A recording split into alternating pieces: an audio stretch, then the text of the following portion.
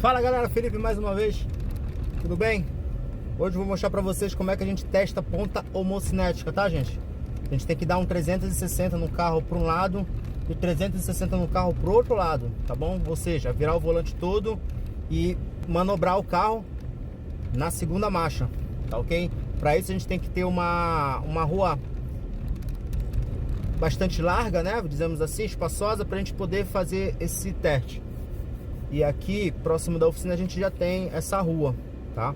Inclusive, pessoas aqui aprendem a dirigir nessa rua. Vou mostrar pra vocês aí como é que é. Vamos lá. Já estamos aqui na rua, tá? Já parei o carro aqui no cantinho da rua.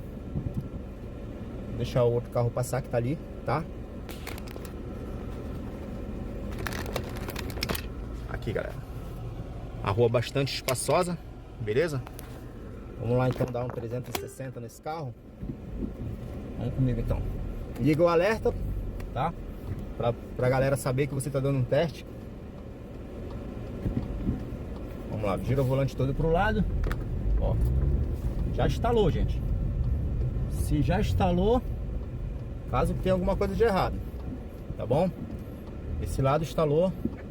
A gente vai lá pro outro lado da rua agora, que a gente vai fazer pro lado direito agora, tá ok? A gente vai atravessar o carro aqui pro outro lado da rua,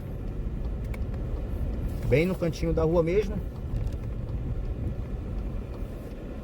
Tá vindo um carro ali na frente, deixar ele passar. Isso aqui é o teste que a gente faz, dando 360 pro lado e pro outro, para cada lado direito e lado esquerdo, tá bom? Vamos lá então. Mais uma vez, gira tudo o volante, joga a segunda marcha.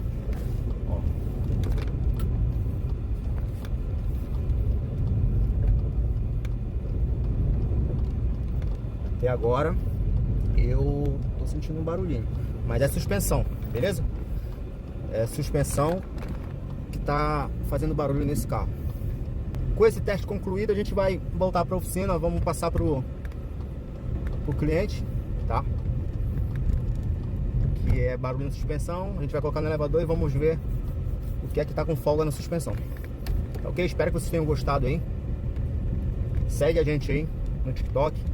Eu vou postando uns vídeos maneiros aí de dica, de macete, do dia a dia por dentro da oficina, tá ok? Quem gosta, quem tem carro, é muito bom você seguir um canal assim, que te dá um norte, uma direção do teu veículo, tá bom? E até a próxima, tamo junto.